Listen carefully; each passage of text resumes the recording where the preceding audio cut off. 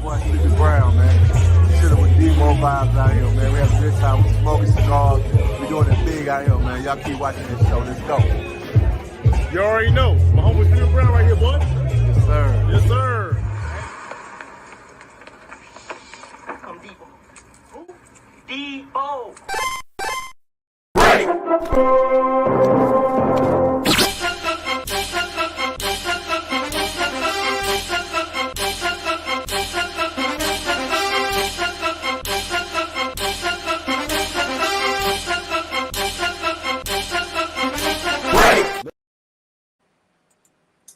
Ladies and gentlemen, kings and queens, pimps and players, and everybody in between, it's your boy, the one only Debo Vibes right here. Thank you so much for coming by another episode of the Debo Vibes Sports Dive. My apologies for the technical difficulties, but hey, we are here, and not only are we here, we are blessed to be here with a very, very, very special content creator in these YouTube streets, not only YouTube, but all around the Atlanta Falcon platform.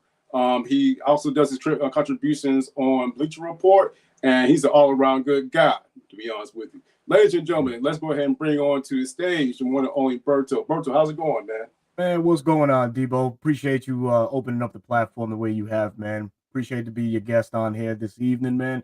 Everything has been going great, man. Very good, very good. Excited to see where these Falcons are right now, man.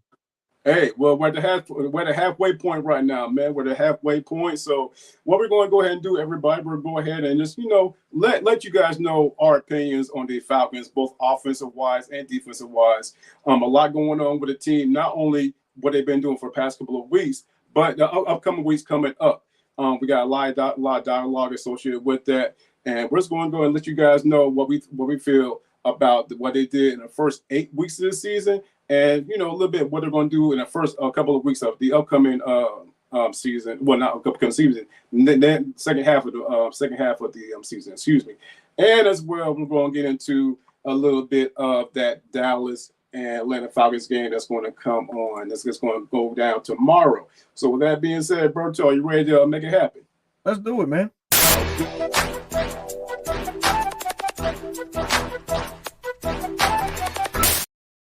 All right, so let's go ahead and start off with week one. Of course, week one, we had those Pittsburgh Steelers come in town, and we were ready. We were excited to bring a brand new brand of the Atlanta Falcons to the stage, and unfortunately, it didn't happen. The Steelers came in here, and they beat us by a bunch of field goals, and the score was 18-10. Now, one of the main things that came across my mind when that game happened was the inconsistencies of one Zach Robinson. Zach Robinson is our new offensive coordinator we have here, and there were two concerns going on with that particular game right there. One, the whole fact that Kirk Cousins was going out the pistol the whole time, and two was Zach Robinson, excuse me. He looked lost. He looked very lost, calling a lot of plays that didn't make no sense. But from that first game right there, Berto, of course, it was a loss. We were 0-1. Did you see anything at that point could give us any kind of promise, or were you like, this might be a long season right here? No, I didn't think it was going to be a long season. I just felt like being that it was Zach Robinson's first play calling duties ever in the NFL, or in the NFL, that being the first game, I just felt like it was a coordinator really struggling to find out the strengths of each and every one of their players and how he can best utilize all of them. And a perfect point would be Ray McLeod was the leading receiver in that game with 58 yards, Right. and it's a shell of what he has become in this offense, but it speaks now to the maturity of Zach Robinson as we're at now, where we're seeing key contributors like Drake London, Kyle Pitts, Darnell Mooney, all of these guys are coming to life.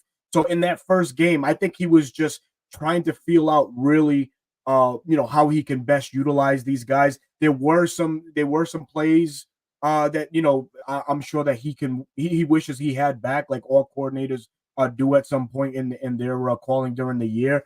And nothing was different from Zach Robinson in week one. Just a first year play caller trying to really get the feel of his first NFL game or calling a game. So it was all on display, regardless of what the preseason may have shown and training camp. But when the bright lights in week one come to life, man, it's a different animal. I think he was just a little shook by the week one. And it didn't help that they played a vaunted Pittsburgh Steelers defense. I don't care what anybody says. Pittsburgh's defense is always top notch, always the top 10 in some category. So that being the first opponent and having to scheme on how to get away from TJ Watt, it was a lot. So it was a loaded week 1 for him. So that's the struggles that I saw with him. But other than that, man, the game I think just went.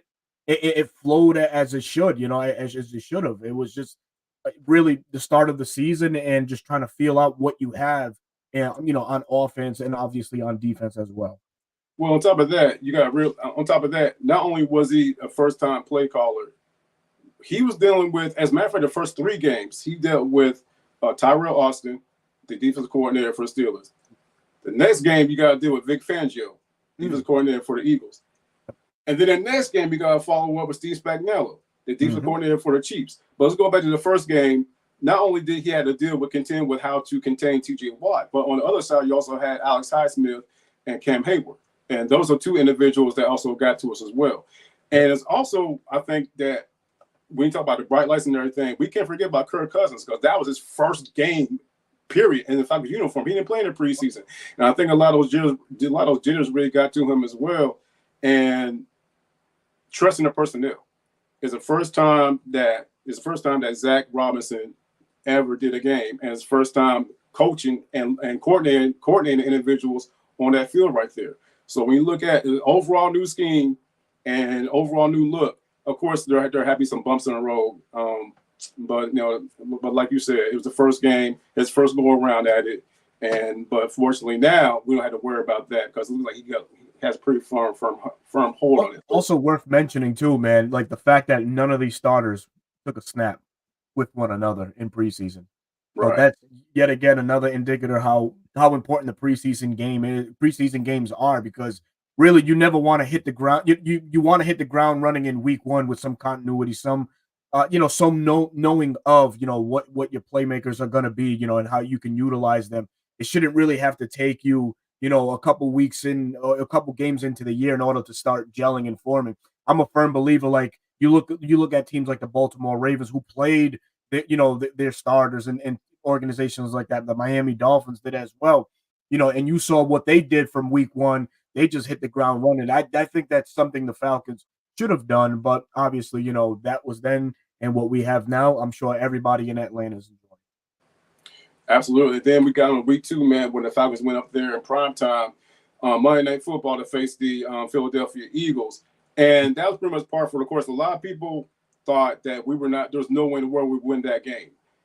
A lot of mistakes when that happened in that game on both sides. And of course, with Saquon, where they're dropping that pass. And then we get the last drive of the game, which I think, was probably one of the best drives. One of, not the, but one of the biggest indicators that we had for the season, when Kirk Cousins took that ball, drove downfield for that game-winning touchdown to Drake London. Mm-hmm. Yeah, that fourth quarter. So I saw a shift in that game, I want to say with maybe like 8 minutes left in the third quarter and all of the fourth quarter. That's where something switched in Zach Robinson and also Kirk Cousins, right? Well, also what did help was the offensive line, pretty much held it together, keeping, Kirko pretty clean the whole game. I think they saw advantages in that and allowed them to really open up the playbook and put the trust and confidence in Kirk Cousins, because we saw a player switch, the flip of a switch in a player in that third and fourth quarter, where Kirk Cousins was unbelievable. Spread the ball out, hit Kyle Pitts to open up that fourth quarter drive, and it ended, like you mentioned, with that Drake London TD to really seal the game, to make us go up ahead by 1 touchdown. So yeah, that was by far one of the best drives of the year, because I'm sure with the other games that we're going to talk about, there's a couple other drives that Kirko has already put together to put this one on the back burner, man. I also think that, man, that drive, the final drive, was really the first time that Kirk Cousins put his full trust in Darnell Mooney. Yeah, he had some unbelievable catches in that particular drive, and the first time they had cohesion. But on the trust side, on top of that, it was really the first time that Kirk Cousins said, "You know what, I got this right here." And as far as Zach Robinson's concerned, him allowing Kirk Cousins, him playing, calling plays, allowing Kirk Cousins to really do everything he could with his skill set. And no one thought that was going to happen as far as like the touchdown, game-winning touchdown. I thought, good, you're going to go downfield, something crazy was going to happen. But then, of course, Kirk Cousins delivered. But also who delivered in that game in the final moments was the one and only Jesse Bates. Yeah, man. All-pro safety there, man. Really, calling game, as the kids would say nowadays in a ball game. The ultimate eraser. What can't we say about Jesse Bates, man? One thing that we can't argue is what would this Falcons defense be or the secondary be without Jesse Bates? Just a consummate professional, consummate guy that just gets after a dog on the field. And yeah, man, he was right there, read the quarterback great.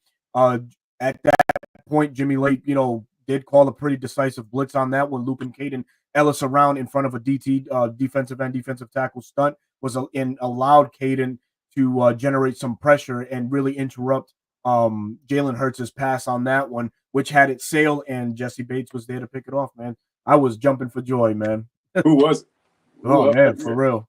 Who it was unbelievable. Who was it? And the great thing about that particular game right there is we show potential, not just for ourselves here in Atlanta, but also the whole world saw it because it was on a Monday night stage.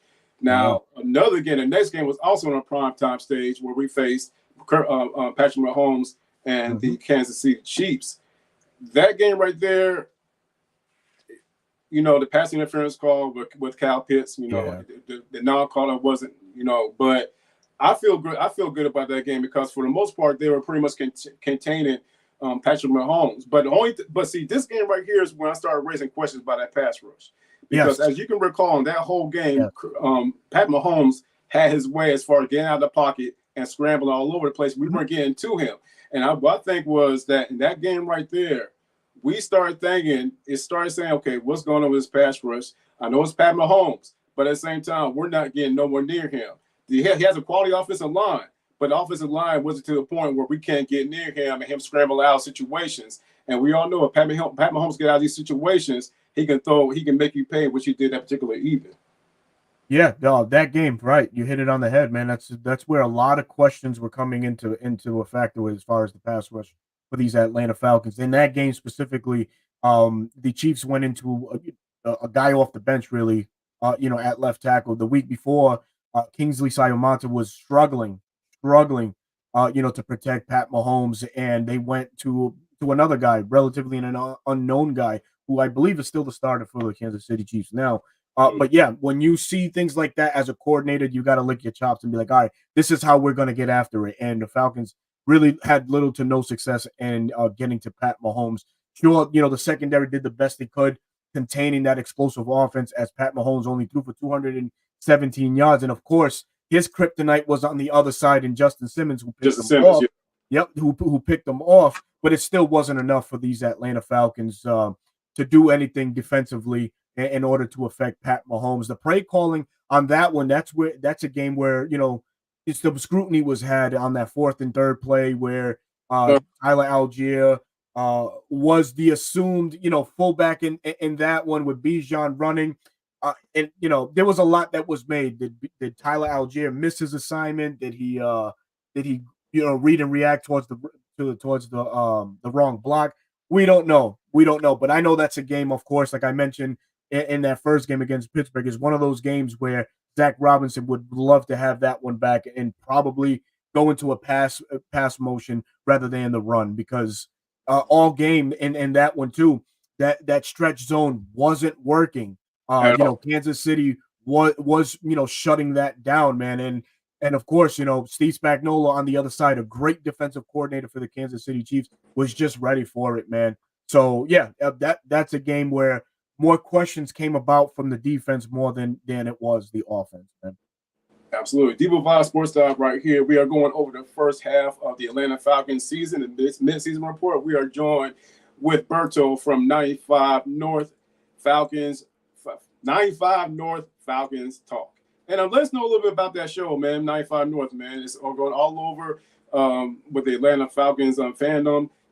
95 North, you, Chris, Smitty, Bro Talk is, well, without question, one of the best shows out there. Tell us a little bit about that show if you don't mind, man. Then we'll move on. Yeah, sure. So 95 North Falcons talk show really came about 2.5 years ago. Speaking to my guy Smitty, and he was the one that was pushing me, just kept saying, "Hey man, listen, man, get into the space, get into this Falcons community." Um, really was yeah, I had really no interest in it, man. And one day, man, he just threw me into the line of fire, man. He invited me on the live. I went on, and I was like, damn, man, this is actually pretty fun to do, man. Just collaborating and talking to so many other knowledgeable people within the space, and even the fans in the chat and stuff like that. It was amazing. So I was instantly hooked in that regard, and thus the channel was born. Gained a lot of traction as the years went on. And then me and Smitty decided, all right, we're going to combine. Smitty, of course, we all know as the Smitty Sports Machine. So, when we do the collaborative tandem, it's the 95 North Sports Machine. We've added throughout the years. We've added Chris Tipmore, 8-1 Forever. And just recently, man, our resident defensive coordinator, Berto, has joined us as well, man. So it's been great. It's been a great journey. Really appreciative of where I am thus far and how far I've come as well. But it's all thanks to everybody else that has laid the groundwork for a kid like me from up north who's very passionate about the Atlanta Falcons to go on and be on screen and talk about the team as passionately as I do. Shout out my guy ATLGA Faithful in the Yes, chat, sir. man. Let's That's hunt. the guy right there, man. Let's hunt. Let's hunt. All right, moving right along. Let's go ahead to the next game where we face one of the more exciting games of the year. And of course, when you think about the Saints and the Falcons, big time rivalry, the Aints, they can, they can go hell as far as I'm concerned. However, this game right here featured the one and only Coop. Ooh, Our man. homie Coop, young Wade Yes. Coop, came through the clutch with a 58-yard field goal, I believe. 58 Longest yarder. field goal in Atlanta Falcons, not Atlanta Falcons history, but in Mercedes-Benz history. And I think this game right here, for one, we beat the Saints. Let's say that. But we were able to, for the most part, contain that offense. Derek Carr only threw for like 239 yards, I believe. Yep. But conversely, Kirk Cousins, he didn't have that big game either. However, this was the first game I saw both offense and defense do their thing, cohesively. Yeah. Particularly with Troy Anderson and that pick six, which I believe was one of the more turnaround points of the game. And that's why it hurt so much that Troy Anderson he's still injured right now. I believe he might dress up tomorrow. I'm not quite sure. I think you know more a little about that right there. Yeah. But this is one of the games that we definitely needed. Not only did we beat the Aints, we did it in our building, and it did start that streak of us beating the teams in the NFC South.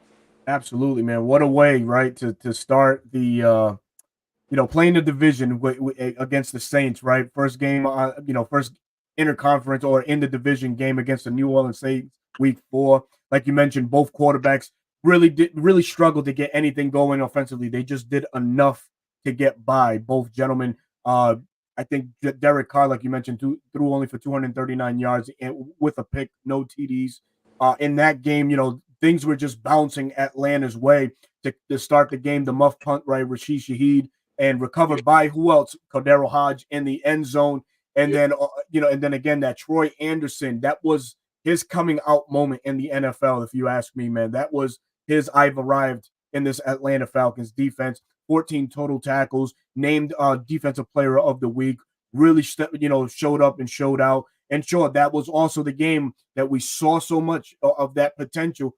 It started a consecutive inactive streak for Troy Anderson as he was nursing a knee injury. But like you mentioned, yes, he will dress tomorrow for that Dallas Cowboys game, so he will be active. But back to the game, man. Yeah, it was just such a competitive games from two opponents that know each other so very well. And they know each other so well that the series was tied 55-55. Bragging rights were on the line, going to the Falcons, obviously, on that last minute Youngway 58-yarder. So it was a very emotional game at the Benz, but it did, like you mentioned, both offense and defense were working cohesively in that one. So I'm just glad that it went our way in that one, because at one point it looked like New Orleans could, squeak it out, man.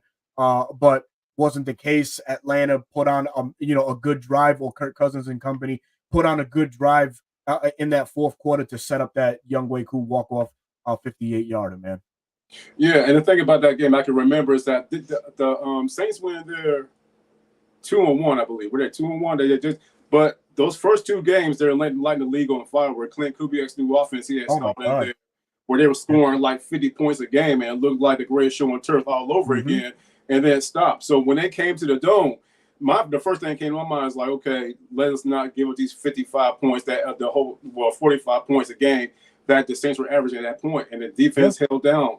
And like I said, they don't, Derek Carr 200-something yards, but that game right there was the game we had to win because, again, it's an interdivision rival and it's the New Orleans Saints, which leads up to the next game, which is by far we saw on Thursday night the best individual performance by a quarterback in Falcons history, where the Buccaneers came in town to face us, and Kirk O'Chains came in on Matt Ryan night, no less, to break the record and threw for 509 yards and 4 touchdowns. I believe it was that 4 touchdowns. 4 TDs. Yeah, 4 TDs. The last one, of course, to Kadero Hodge. And we see what the defense did. And when I say defense, let's talk about Jesse Bates in particular. The punch outs he was doing, the recoveries he was doing, everything that he did in that particular game to keep us in it. And we actually saw an overall effort on both sides, particularly on the defense. I'll give the defense some credit.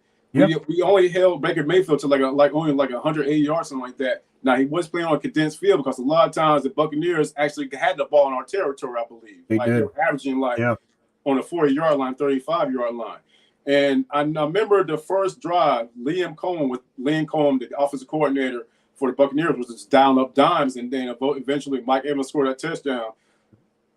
Jimmy Lake, he made the adjustment, and then he was able to slow down that fast-paced offense. But what can you say about Kirk O'Chains in that game, man? Yeah, on Matt Ryan night, right? And this guy looked every bit of what Matt Ryan would have looked like in a Falcons uniform. Really dialed it in, man. Hit all their playmakers. Let me ask you this, Debo and folks in the chat. When's the last time that you can honestly think when's the last time you can say that the Falcons had 2 100-yard receivers in a game? It's been a long time, man.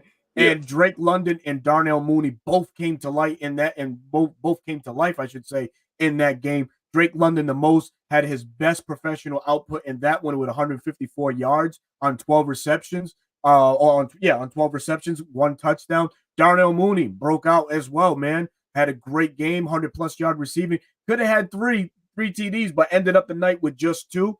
So, a lot of contributors, and that's really where I feel like the strength of the Falcons offense started to mold itself and build itself off of was the performance of Kurt, but the distribution to Drake London and Darnell Mooney played a key role. You talked about the defense, man. Again, that guy that we just talked about, man, Jesse Bates, a tone setter in that fourth quarter, really gave the ball back to the Atlanta Falcons on that Rachaad White fumble or that punch out by Jesse Bates that on the very next drive or in that same drive led to the Falcons, scoring a touchdown, and the rest is history from there. But yeah, it was a good collaborative effort, both offensive and defensively. Sure, we have to give some flowers, of course, to the much scrutinized Jimmy Lake for really tightening up in the second half of the game, making the adjustments, or the entire defensive staff really actually limited Mike Evans and Chris Godwin to to what they can do. They they really just shut down the run game and put it in Baker's arms to try and get the W, but it just didn't come that way. The ball was bouncing the Atlanta Falcons way the entire rest of the way, man. So yeah, it was a good one. And Kadero Hodge, as we all know, man, walk-off TD to end it all, man. So I'm thinking right now, Berto, and I'm thinking about that game in particular. Yeah. The pass rush and the pressure that we're applying on Baker Mayfield. Is it safe to say, or was that the last time, like really the last game that we had any kind of effective pass rush as far as getting to a quarterback? No, I think the following week, and we'll talk about that one, which is the Carolina Panthers game. I think that's where these guys probably made the most noise as far as getting close to the quarterback that we've seen all year. In that Tampa Bay game, there was no sacks. We couldn't bring Baker down at all. I mean, did we interrupt some of his spots? Right. Yeah, we did.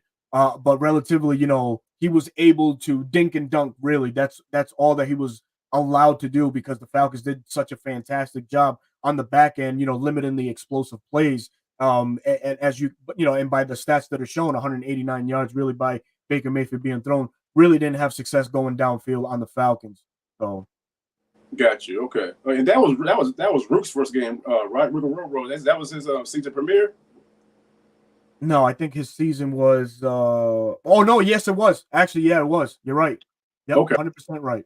Okay, yeah, and then I bring him up because unfortunately he was placed on IR today, I believe. So yeah, he was placed on IR, so he's scheduled to miss the next 4 games.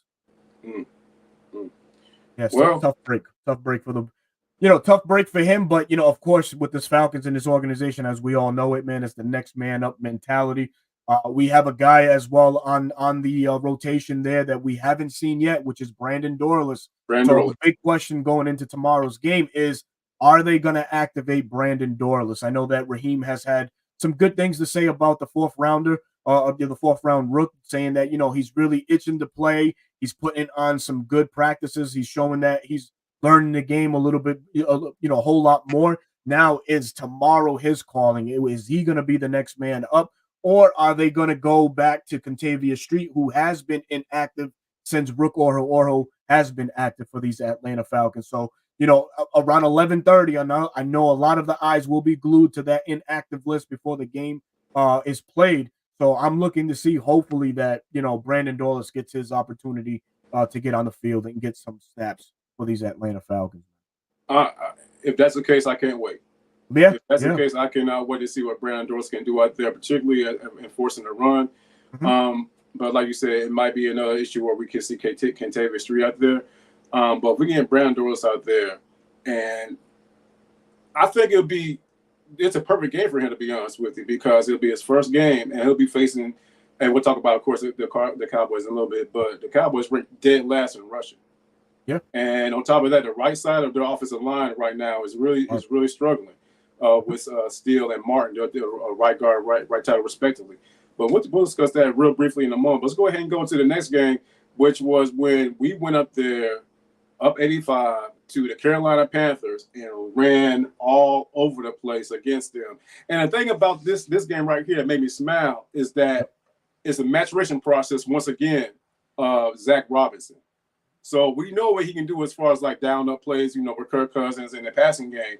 But he really showed the type of zone schemes he had for the run game. And 200 yards later, it paid off for us. Yeah, man. That was the game that really put the Falcons' run game on the map. The perfect blueprint on what a balanced offense should look like, right? Sure, the running game finished the day with well over 200 yards rushing. We had good stats coming out of our wide receiver group again with Darnell Mooney and Drake London finishing for 70-plus yards received. But the highlight of it all was the utilization of Tyler Algier and Bijan Robinson. The ketchup and mustard, the thunder and lightning, whatever phrase you want to have for these two guys, it was on full display there. Carolina sure came into the game banged up, really limited, and on their end, they lost a lot of defensive players. More notably, Derek Brown was lost for the year.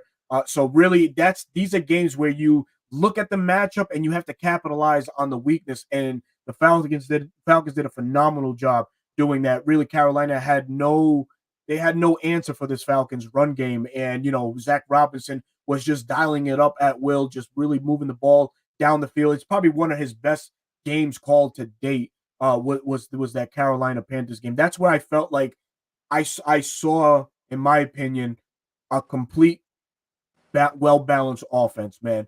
Because, Kurt was able to feed our playmakers, but also was able to hand the ball off and allow these two juggernauts that we have at the running back position go ahead and take off. But in this game is where we saw the emergence or the flashes may have you of Arnold Ebiketie, man, a guy that we drafted some years ago in the second round. I think it was one of his best games to date as in the Falcons uniform, was really around the quarterback a lot of the times. Sure, the sack numbers, we didn't have a sack in the sack column, but we were able to pressure Andy Dalton and pressure him in ways where he made mistakes. He forced an interception to AJ Terrell, the first one of his year at that time, and we're just able to just have him consistently on the run.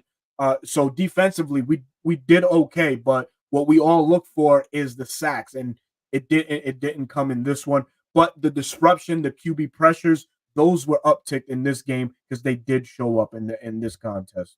One of the main things that really had me concerned, we did bring pressure on to Andy Dalton, but Chuba Hubbard ran through us like he was running through toilet paper. Like we had no answer for him whatsoever. And that's when, of course, like a couple of days when I talked about us having a concern about the passing game, when we saw Chuba Hubbard do everything that he was doing against us, it's like, what about what's up with this run stop? Yeah, and that's one thing that, particularly the first drive of the second half, I believe, for them when AJ picked it off, they ran right down the field on us.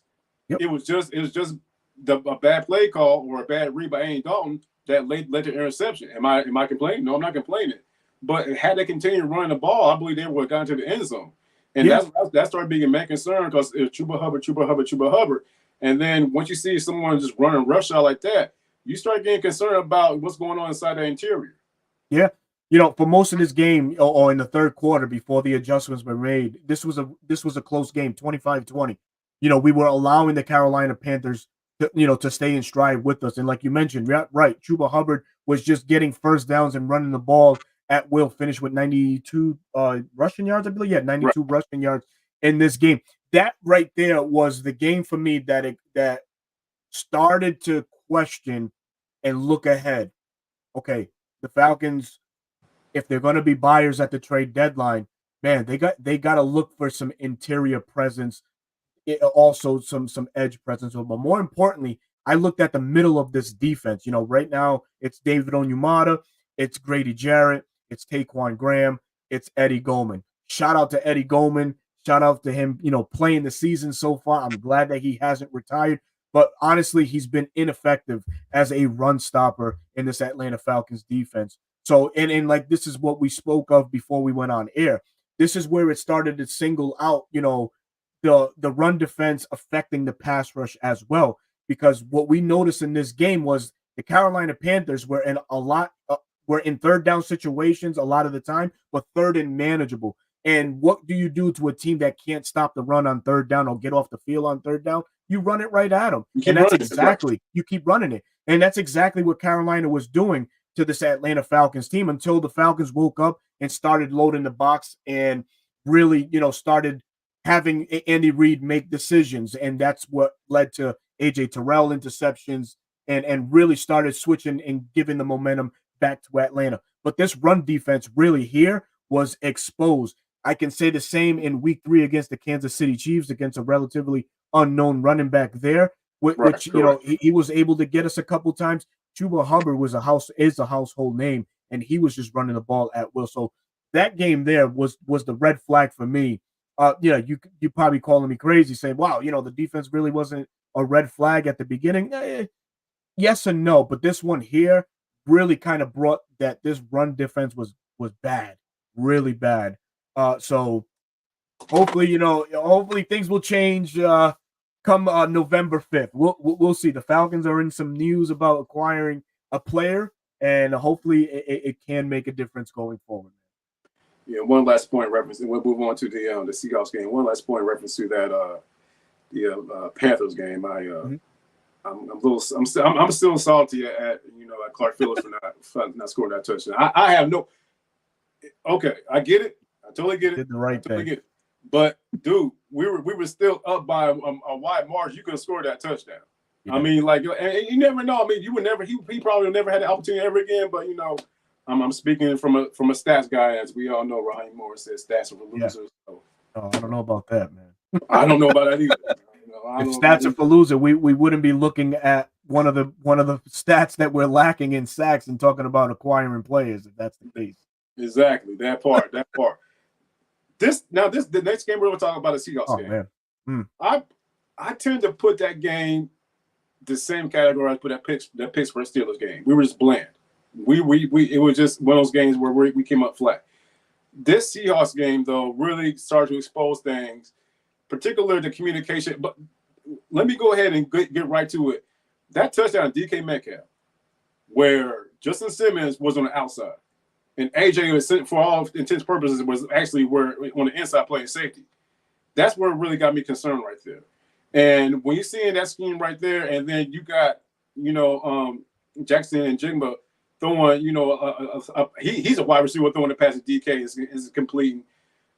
What are we doing back there? I mean, like I said, we had the pieces to actually have a decent defense. But the key word you used about last game is exposed. When you get exposed, people start looking at stuff like that. And I think this game right here where people really start thinking about this whole thing about Jimmy Lake. Because no one was really saying anything about Jimmy Lake's scheme before this. Well, I'll take that back. We've been saying that for the most part of the year. But when you start seeing the mistakes the secondary was making on the back end, you start questioning this whole scheme that Jimmy Lake was running, and thus to the point we're talking about where he's being criticized right now in reference to that. Yeah. So I like to shout out somebody that's in the chat right now, T. Terry, man. Shout out to you for bringing up a formulation in a defense. And I have felt this really from the beginning. I think that this Falcons team is better suited for a 4-3 defensive alignment. I think, the guys that we have on here are built for that, right? A 3-4 defense, you need stouter guys at the point of attack. In a natural 3-4 defense, sure, Grady Jarrett, David Onyemata are your ends, and then you have your true nose, right? Really, that right there alone, in a 3-4, the way that we're trotting it out right now, we're playing out of scheme. I feel like these guys are out of scheme. It's a light defensive line. If you put us together now in the 4-3, it's a more respectable alignment. You have two guys that can get after it. Now you can start utilizing guys like Zach Harrison and Matt Judon a little bit better. You know what I mean? You can allow yourself to, get a free rusher on a certain hybrid look under a 4-3 and get that free rusher, which we don't see in Jimmy Lake's scheme at all. Very rarely do we see a free rusher at the quarterback, but that's a different topic. But to that point, yes, I agree. I feel like the Falcons should be a 4-3 defense. Now back to that Seattle Seahawks game and what you called an exposure. I'll touch on that in a minute. I saw this game as the Falcons riding very high off a 2-game win streak, especially against divisional opponents, going into this game, looking at the Seattle Seahawks and saying, yeah, we got this. The Seahawks were coming in banged up. The secondary, with Reek Woolen and one of the other safeties, I believe, were out for the game. They had backups at both respective positions. So the Falcons, I think, went into this one just a little too overconfident in this contest, which led to us getting punched in the mouth. Really, that's exactly what this game was. It was a reality check game, a game that brought us back down off that high horse. But we'll talk about the exposure. Great point, right? And this scheme, of course, a lot of Jimmy Lake's scheme is predicated on linebacker play, and our linebackers was exposed. None more other than Caden Ellis when he got beat on that touchdown by Kenneth Walker III.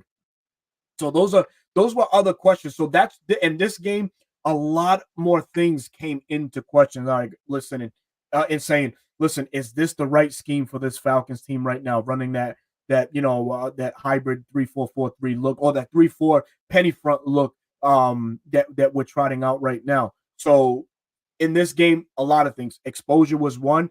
Are we playing the right scheme with the group of guys that we have? And it resulted in just getting beat by a better team at that point. The Seahawks, sure, they were on a 3-game skid.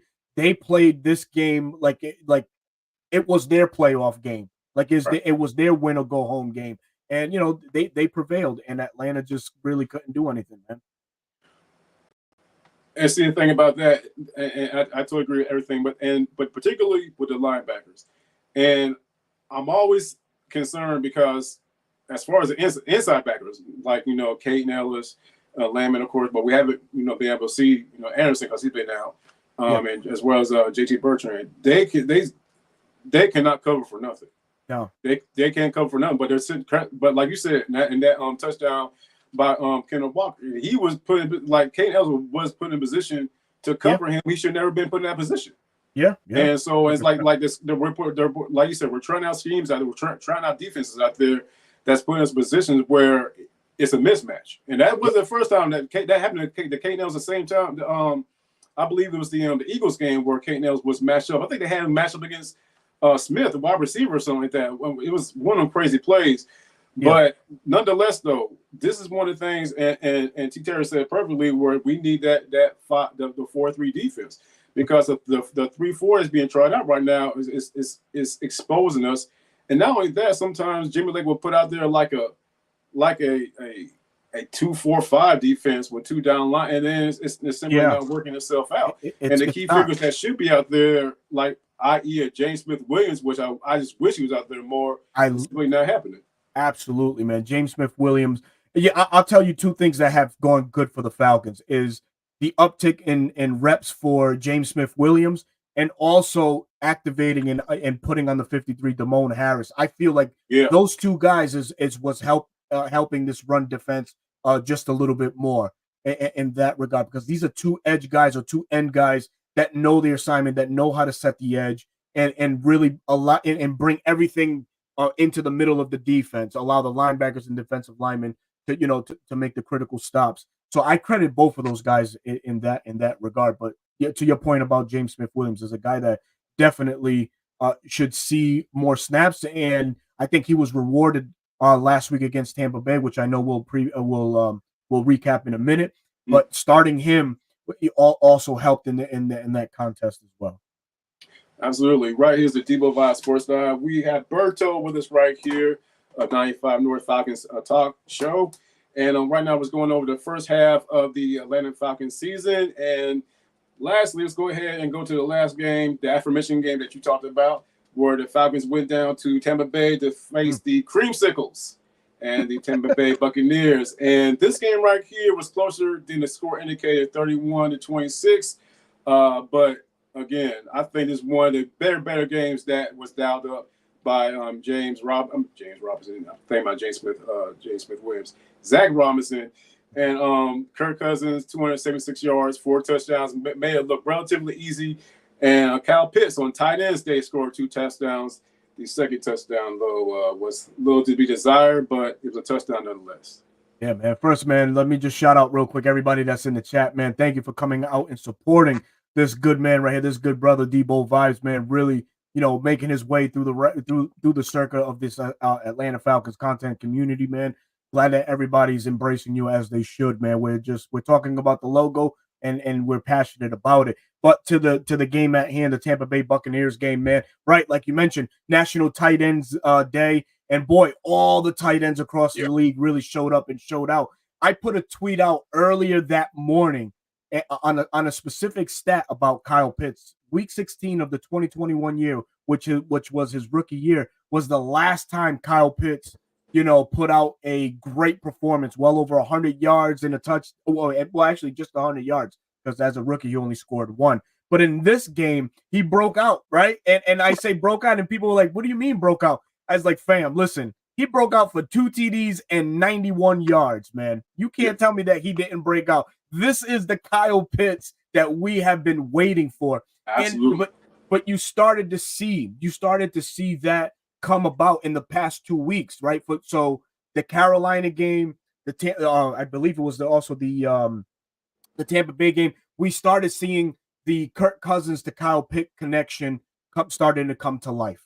We started seeing that, and it week in and week out, it started to hit a stride. And boy, did it come to life against the Tampa Bay Buccaneers, a game, of course, that we know, 2 contested teams that know each other very well.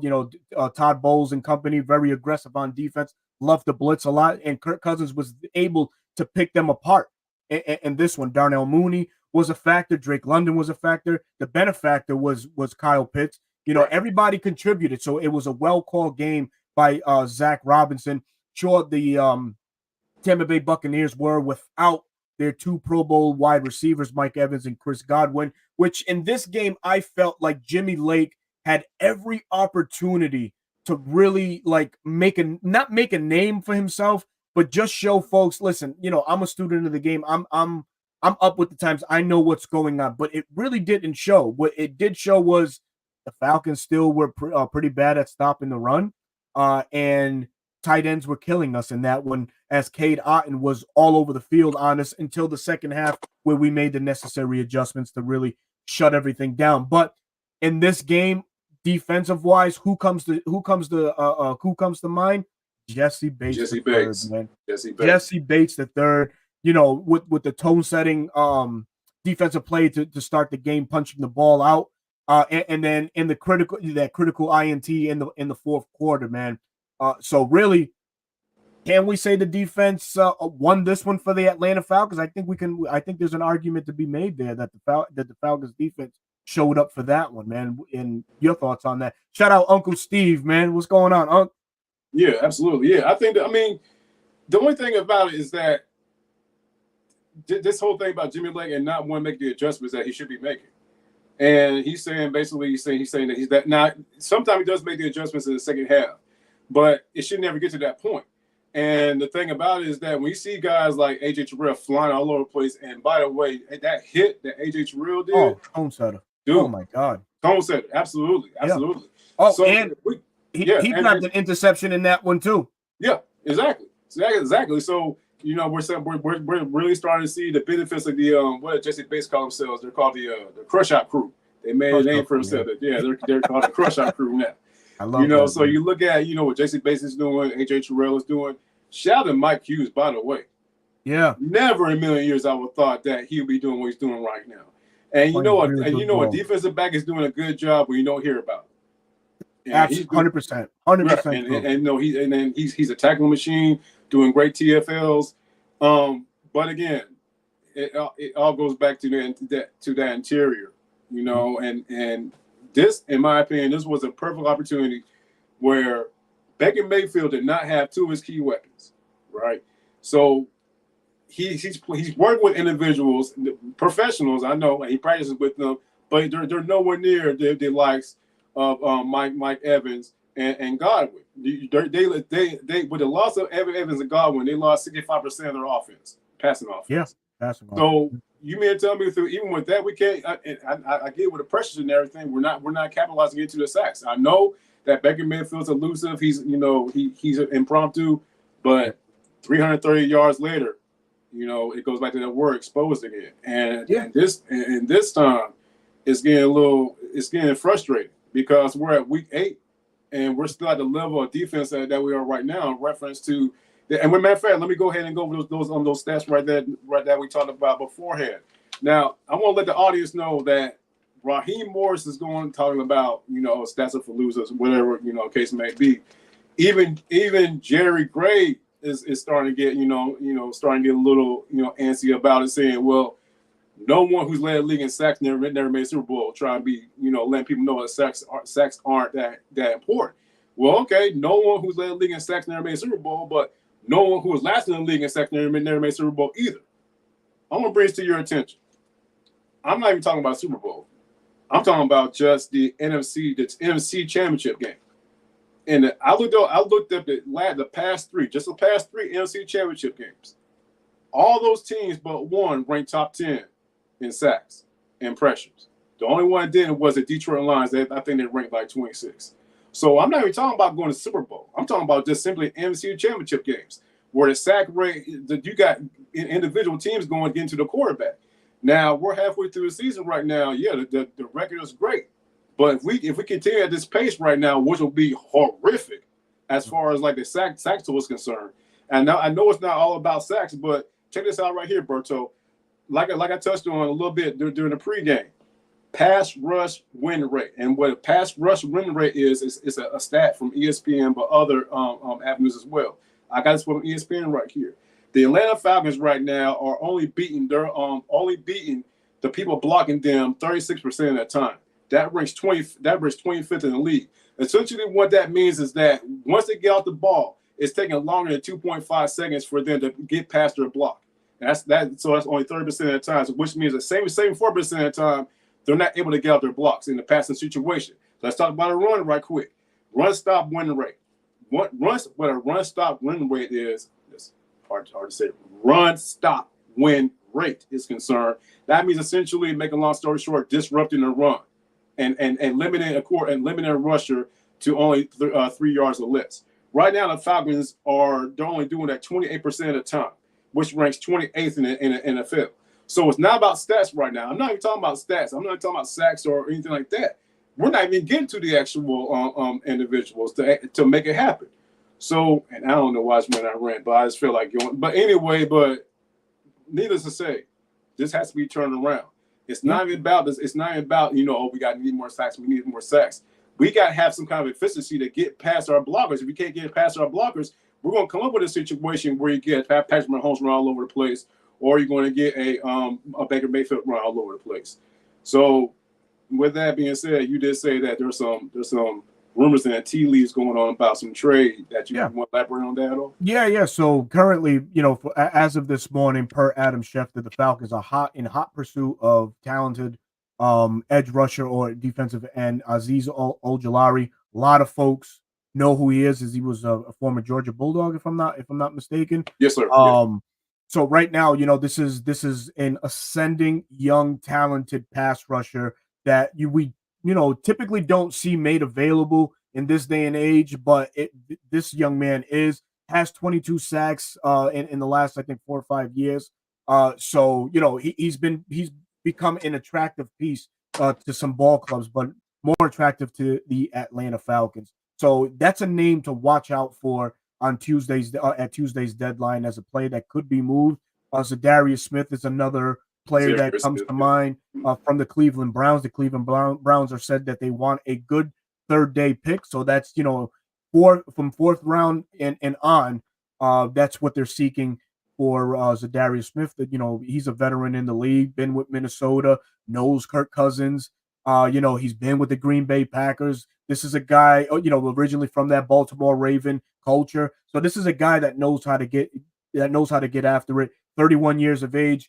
Currently, Matt Judon on the roster is 32. So acquiring a guy like that would give us, a veteran edge presence on the outsides, leaving guys like Arnold Ebiketie, James Smith Williams, and Damone Harris as the reserves or the rotators in this lineup. But Azeez Ojulari, is a name that Falcon fans should have an eye out for, or as the team has mentioned, they're in hot pursuit of acquiring that young man. But yeah, you hit on so many great things, and again, the pass rush win rate and run defense win rate too. They play hand in hand. The stopping the run helps the pass rush because it allows defenses or our third down defense to be in those defensively favorable downs, and that's like 3rd and 6, 3rd and 7, 3rd and long, where it allows a guy like Jimmy Lake to just get creative with his schemes or his disguises and dial up the blitz. We've seen in the past, we've got sack contributions from our corners. I believe D. Alford has a sack for these Atlanta Falcons. Grady Jarrett has a sack and a half. Matt Judon has a sack and a half, and that's all she wrote in the sack department. So there's things that need to be fixed going forward. My concern going forward is that the offense has to consistently output 30 or more points in order to win a game and allow the defense to be as unbalancedly called as it has been, right? Something has to give, right? And that's the defense, rising up to the occasion and just putting out a good 1st through 4th quarter sound defensive played football, man, to help alleviate the offense, man. The offense, I don't think can sustain what they're outputting, for the rest of the year going into the playoffs. And by the way, that all important game in February as well. So there's a balance that needs to be had on defense. And if November 5th, which is on Tuesday, we're active, it has to be at a position that we're lacking the most, and that's defensive end or an edge rusher. You mentioned, stats are for losers and stuff like that. Just look at what the Philadelphia Eagles were able to do a couple years ago. Led the league with 70 plus sacks, man. Right. Come on, man. So they can't say that stats don't matter, right? Because you need a closer, to end those close games. You need a guy that, like a John Abraham, when we had him, he was just notorious for closing out games when they mattered. I remember vividly games against the Raiders. He closed that game. Games against the Carolina Panthers. He closed those games out on those last-minute sacks. That's what we need. We need a dog at that edge position to help propel this Atlanta Falcons defense going forward. Berto, I want you to put your GM cap on for me right quick, man. I'll do my best. And I want you and The reason I'm saying this is because like I honestly don't think even if we did well, let me see what you think right quick. If you had to, if you're a GM for the Atlanta Falcons for a day, would you trade for a pass rusher? I would have to. I can't not look at the body of work that this defensive group has given us, has shown us these last 8 weeks, and say, okay, we're okay going forward. I don't buy into the notion of what Jimmy Lake and what Raheem have said in these terms. Oh, we're getting there. We're just getting there. When are you going to arrive? When are you going to finally get here? It is what I'm getting at, man. You know, we've been we've been out of the good graces for the past 7 or 8 years, or 6 or 7 years, and in a winning record fashion, or just doing anything significant in the NFC. Now with the offense as competent as has been being trotted out, the defense is lacking, right?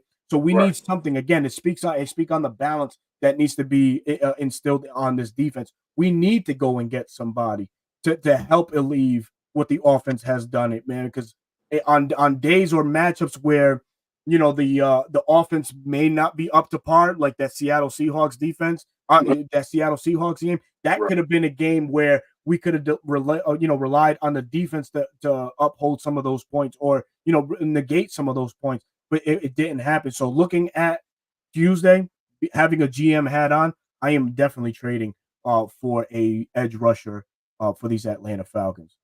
Would you be more for Azeez Ojulari or for Ladarius Smith, or another name, or anyone else? Say it again. I'm sorry. Would you like to? Would you be more towards Azeez Ojulari or Ladarius Smith?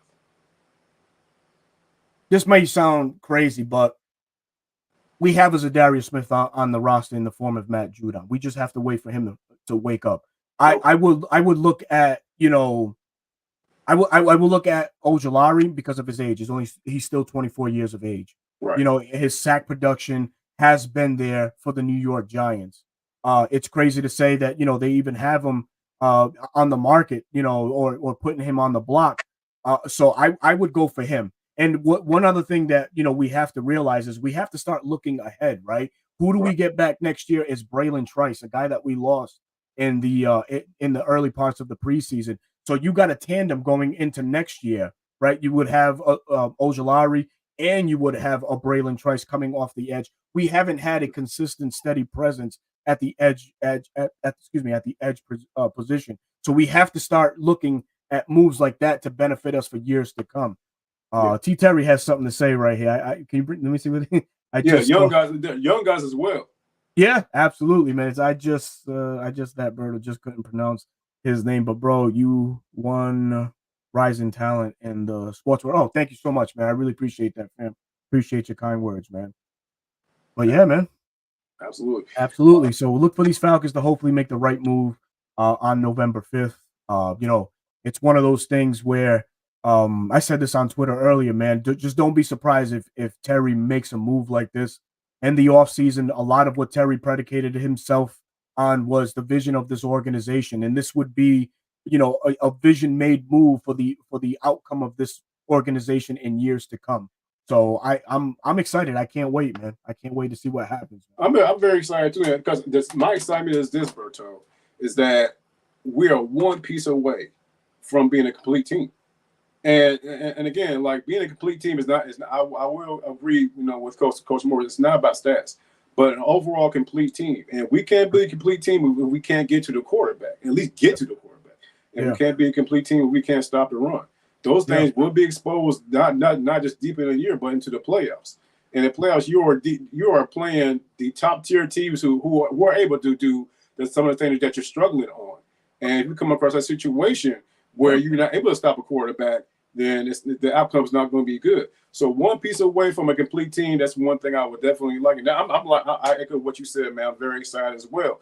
Yeah. So with all that being said, tomorrow we have a game with the Dallas Cowboys here, Mercedes-Benz Stadium. Like I touched on a little bit ago, right now the Dallas Cowboys, they are totally dead last in rushing, and they also rank totally dead last in run defense as well. They're having some issues on the right side of the line with Martin and Steele. I think the right guard and right tackles are concerned. which is one of the reasons why Dak Prescott has been running for his life nonstop. And I think the secret recipe, well, not even secret recipe, is that we just got to find a way to stop CeeDee Lamb. If you find a way to stop CeeDee Lamb, whether it's, too high or either, some kind of scheme where you can actually double, then that's all you need to do, because the run game is not going to kill you. Well, we are talking about the Falcons' run defense, so you never know. But hopefully the run game won't kill you.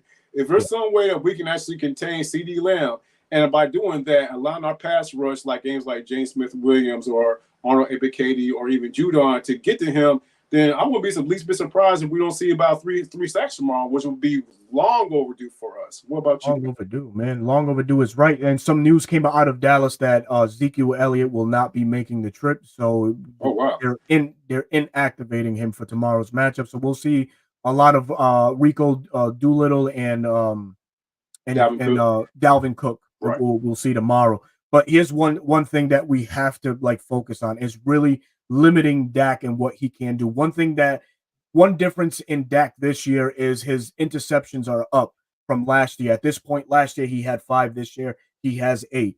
He's working with a limited offense, right? He doesn't have a lot of the playmakers. It's just CeeDee Lamb, it's just Jake Ferguson, and that's really it. So the focus and key for the Atlanta Falcons tomorrow to win comfortably is really no different than what it should have been 2 weeks ago against the Seattle Seahawks. You got a team that's railing, you have to put your foot on their neck, really identify the problem and attack that problem. So, really making them one-dimensional, completely, shutting down the offense, their run game, and putting the game on Dak's shoulders could be the recipe for success. As I mentioned, his interceptions are up. And if we saw what we saw from last week's game against the San Francisco 49ers, the 49ers did a terrific job just really pressuring Dak into mistakes. So that's exactly a blueprint right there for the Falcons' success going forward or into tomorrow's matchup, is really negating the run, just shutting it down, making it one-dimensional, and just, putting the pressure on Dak. It's crazy to say whether that's by pass rush or just by, defensive, disguise, really forcing him to make erratic decisions to force takeaways. So that's for me. That's what I'm looking for in tomorrow's game. Shout out to my brother A1 Forever, Chris Tipmore, man. What's going on, bro? A1 Forever, Chris Tip in the bill. What's going on, Chris? Now, one thing that I think is going to help the offense get into a rhythm is, for one, of course, they don't have any kind of Micah Parsons. Yeah. But they also don't have the Ron Bland, the cornerback. He's still out of the game. And Trayvon Diggs, he's questionable. Do you know anything about that? Is he going to suit tomorrow? Or? So he's going to be a game-time decision. He does have a tear in his calf. I don't know how painful that is. But, he was held out of practice most of the week in Dallas. So they're going to take it right up until the last minute. Would be, another tip in the cap for Atlanta, so to say. If he's out too, now you're talking about not having a defense with DeMarcus Lawrence, Micah Parsons, DeRon Bland, and Trayvon Diggs. So really no excuse if you ask me if that happens, man. Really, there's no excuse now. You know what I mean? None whatsoever. Yeah. The Falcons stack up, favorably against Dallas. You hit a lot of pointers. They rank 32nd in the NFL in stopping the run, and they only generate about 77 yards per game to do the Dallas Cowboys offensively. So yeah, a lot of things can go in favor for the Atlanta Falcons tomorrow afternoon. Dallas is so trash. They're trash right now. They're total trash right now. And the thing about it is, I think they became trash when they decided to re-sign Mike McCarthy. Hey, he's on the hot seat, man. If you ask me, that's a guy that needs to be on the hot seat, man. He's his play calling is very suspect. Very, very suspect, man. And it's going to be interesting, Berto, tomorrow, because there's a relationship between the defensive coordinator for the Cowboys, Mike Zimmer. And our Kirk Cousins. Yeah. And through the tea leaves, I learned that Kirk Cousins didn't like Mike Zimmer and vice versa up in Minnesota. Mm-hmm. So we know Kirk Cousins, Kirk will change. He's a good guy and everything, but I think trap Kirk, he might go out there and throw a couple just to really give it to Mike Zimmer, man. But I, I'm I looking. hope I hope we do. I hope we run up the score, man. If it's that personal, run up the score. God damn it, go ahead and do it, man. Absolutely, man. Absolutely. But overall, man, like I said, with the lack of talent and how horrible the defense is for the Cowboys, I definitely look for Zach Robinson to dial up some more gems, man, and have another game. The perfect recipe, in my opinion, would be for Zach Robinson to dial up the same schemes and the same plays that he did last week and spread it out, and spread that offense open. But he's starting to get away from the screen passes a little bit, which I'm happy about. But I'm starting to see a little bit of a disappearance, not disappearing act, but a little less uses of Ray McCloud. We are seeing a lot more Mooney. We are seeing a lot more Drake. They both have over 500 yards receiving this year so far, so they're both on pace for being 1,000-yard receivers, which would be phenomenal. And if you add in Kyle Pitts, that'd be even more better. But going back to tomorrow's game, with a defense the way it's suited for the Cowboys right now, I can't see it scoring anything less than 30 points, to be quite frank. Yeah, I look for Zach Robinson offensively to just key in on a lot of the mismatches that this game presents. We already talked about the run game, but some individual mismatches. We saw how well the 49ers were able to use George Kittle last week. We have a tight end that just so happened to break out, and he's finding his stride in Atlanta finally in the form of Kyle Pitts. Hopefully, also being benched last week, after that second touchdown, hopefully it woke his ass up too. And maybe we'll see great things. But some of the individual matchups, the Dallas Cowboys tried out one of the more vets around the league, and Eric Kendricks, a guy that is very familiar with the Mike Zimmer scheme. Of course, them two being in Minnesota. That's a mismatch right there, man. And also one of their better defenders, but to date is I think Demarion Overshadow, linebacker, young linebacker out of Texas, man. Very, athletically gifted, rangy guy. He might draw some one-on-one matchup opportunities with Pitts. Same could be said for Malik Hooker dropping from that safety position. But this Dallas defense has a lot of opportunities for the Atlanta Falcons to get things rolling in the right direction. So I look for Zach Robinson to really key in on certain things to put this game out of reach early, man. I'm gonna go ahead and call him, man. If we don't get it, but the way this offense is set up, and as erratic sometimes and panicky that Dak Prescott is, because he tried so hard to actually make a play happen, and then he ends up throwing it into double coverage like he did last week against the San Francisco 49ers, then I believe that this has to be a game where we can get at least 2 sacks, hopefully. They have to too, yeah. I think so too. And one thing I would like to see, Falcons have struggled with mobile quarterbacks. We get Troy Anderson back. Could this be a game where we spy Dak Prescott utilizing Troy Anderson in his speed? I mean, it shouldn't be out of the question, but it'll be another way to limit what Dallas can do offensively against the Falcons. Dak is a big kid. He's a handful to bring down. So yeah, Jimmy Lake needs to be prepared. Definitely has to be prepared, man. Absolutely. To answer your question, CJ, we're at home tomorrow, so the game will be here in Atlanta tomorrow. Yep. Yeah. Pitts is growing. Give him 2 years, he will be the best tight end in the league. That'd be awesome. I would love it. He has all of this year, the rest of this year to prove it. He has next year to prove it, as the Falcons picked up his 5th-year option. But yeah, he's rounding out to be a playmaker and an important piece in this Zach Robinson offense early, and it's going to play major dividends, man. If Kirk Cousins and Pitts grow a connection, even more so going down the line. Last year, he had a incredible connection with T.J. Hawkinson from the Minnesota Vikings before Kirk went down. So I'm hoping to for this connection between Pitts and Kirk to come somewhere close to that, or even just go above what those two were able to do last year. Couldn't say it better. Berto, you assured me of 30 minutes of good conversation, and you over-delivered, sir. I definitely thank you so much for that. It's been a great pleasure, man. Let us know where we can find you, etc. Yeah, man. Thank you again. Debo, appreciate you inviting me onto the platform, man. And anytime that I can be of any help, man, I'm just a call away, fam. So we'll get it cracking that way. But for those that are in the chat and don't know, man, my name is Berto, host of the 95 North Falcons Talk Show on YouTube. If you guys can, man, just please visit the platform, hit a like, hit a subscribe, man. I'll definitely appreciate it, man. I'm also a Bleacher Report content creator for these Atlanta Falcons, so you could find me tomorrow on Bleacher Report immediately after the game goes final to break down the game, give my instant reaction on what went good, what went bad for these Atlanta Falcons. And then I'm right back on YouTube under the 95 North Falcons Talk Show with my guys Chris and Smitty, and we'll be having our post-game reaction as we do every Sunday or evening game. We give our post-game reactions then, man. Excellent, man. So I'll definitely be tuned in, and everybody out there, please tune in. Like I said, 95 North Falcons Talk Show, one of, if not the best Atlanta Falcons content out there. Ooh, man. I just try to do my best, man. There's some gurus out here in this Falcons space.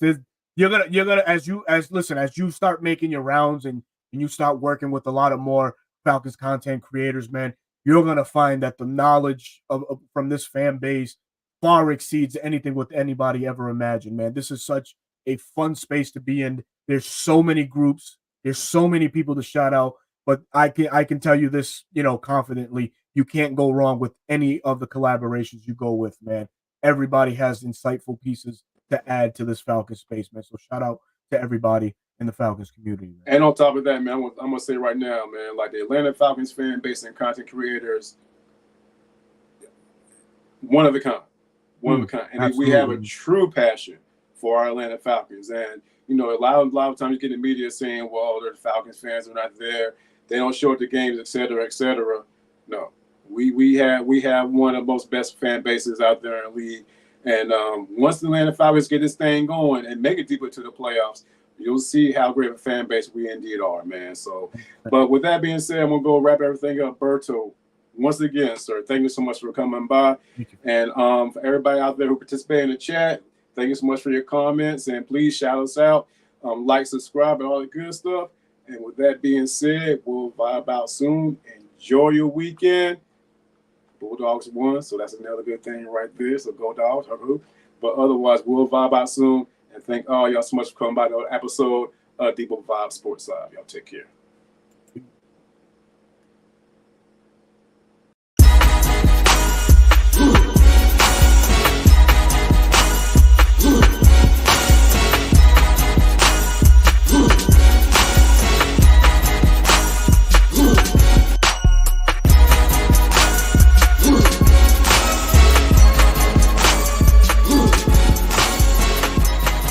Want some of Debo?